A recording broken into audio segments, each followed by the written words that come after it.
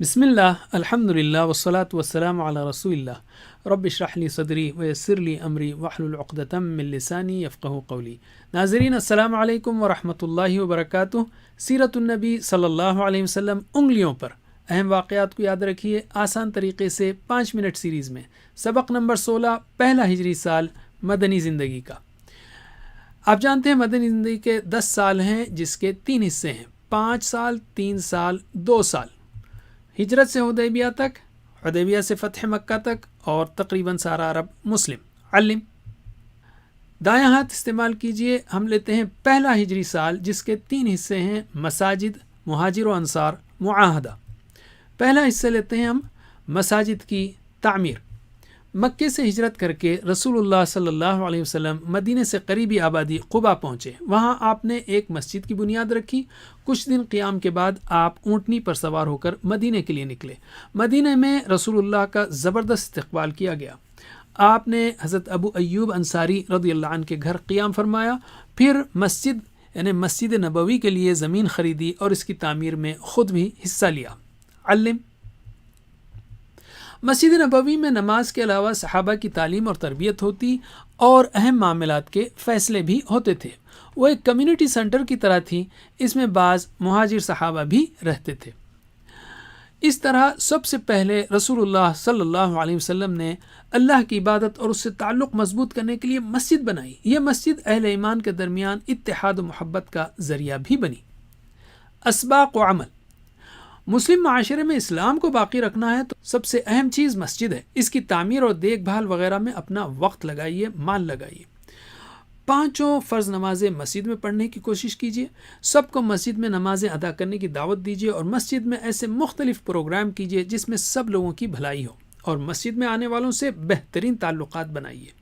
علم دوسرا حصہ ہے مہاجر و انصار، ان کے درمیان بھائی چارہ۔ مہاجرین کہتے ہیں ہجرت کرنے والے صحابہ کو، مکے سے آنے والے۔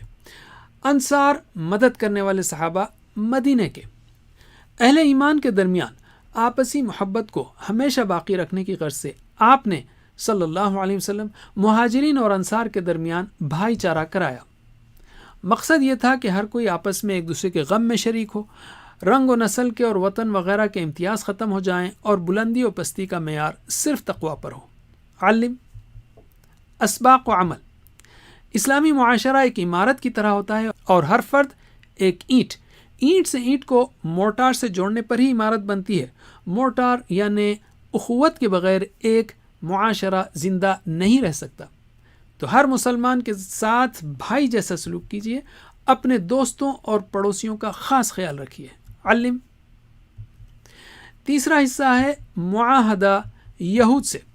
رسول اکرم صلی اللہ علیہ وسلم جب مدینہ پہنچے تو وہاں اہل اسلام کے سب سے نزدیک کے پڑوسی یہود تھے۔ آپ نے ان کے ساتھ اپنے تعلقات بہتر کرنے کی طرف توجہ فرمائی، چنانچہ ان سے ایک معاہدہ ہوا۔ اس کی اہم دفعات یہ ہیں: یہود اپنے دین پر عمل کریں گے اور مسلمان اپنے دین پر۔ آپسی تعلقات خیر خواہی کی بنیاد پر ہوں گے، گناہ پر نہیں۔ کوئی نئی بات یا جھگڑا پیدا ہو جائے تو اس کا فیصلہ اللہ اور اس کے رسول صلی اللہ علیہ وسلم فرمائیں گے۔ قریش اور اس کے مددگاروں کو پناہ نہیں دی جائے گی۔ مدینے پر حملہ ہونے کی صورت میں لڑنے کے لیے سب تعاون کریں گے اور ہر فریق اپنے اپنے اطراف کا دفاع کرے گا۔ علم اس معاہدے کے طے ہو جانے سے مدینہ اور اس کے اطراف ایک ایسی حکومت بن گئی تھی جس کا دارالحکومت مدینہ تھا اور جس کے سربراہ محمد صلی اللہ علیہ وسلم تھے۔ اسباق و عمل آپ نے صلی اللہ علیہ وسلم مدینہ پہنچتے ہی پہلے مسجد بنائی، پھر مسلمانوں کے درمیان تعلقات کو مضبوط کیا اور اس کے بعد پڑوسیوں سے معاہدہ کیا۔ تو عمارت کی ہر اینٹ مضبوط ہو یعنی اللہ سے تعلق، آپس میں اینٹیں جڑی رہیں یعنی اخوت، اور سامنے سے عمارت کی حفاظت بھی ہو، پڑوسیوں سے تعلق و معاہدہ، تو ہی مسلم معاشرہ صحیح ترقی کر سکتا ہے۔ غیر مسلم پڑوسیوں سے تعلقات رکھیے اور سب کی بھلائی کے عام پروگرامز بنائیے اور اس میں حصہ لیجیے۔ علم اب ہم لیتے ہیں قرآن کو۔ مدنی زندگی کے پہلے دور میں 1 سے 5 ہجری میں یہ 14 صورتیں نازل ہوئیں 8 پاروں کے برابر۔ کم از کم 1 سے 5 اور 28ویں پارے کو یاد رکھیے۔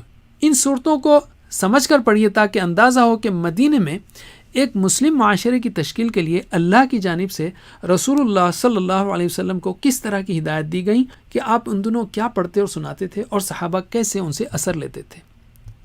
حدیث، احادیث کے بغیر قرآن مجید کو اور اسلامی احکام کو سمجھنا صحیح طور پر ممکن نہیں، اس لیے اپنے ایمان کی مضبوطی کے لیے روزانہ کم از کم ایک حدیث ضرور پڑھیے۔ ہم نے مدنی زندگی کے پہلے سال کے 3 اہم موضوعات سیکھے، اب دائیں انگوٹھے کے 3 حصوں پر ان کی پریکٹس کیجیے: مساجد، مہاجر و انصار، معاہدہ یہود سے۔ جزاکم اللہ خیر، کوئز کرنا مت بھولیے۔ اللہ سے دعا ہے کہ ہمیں سیرت پڑھنے، پڑھانے، عمل کرنے اور پھیلانے کی توفیق دے۔ والسلام علیکم ورحمۃ اللہ وبرکاتہ۔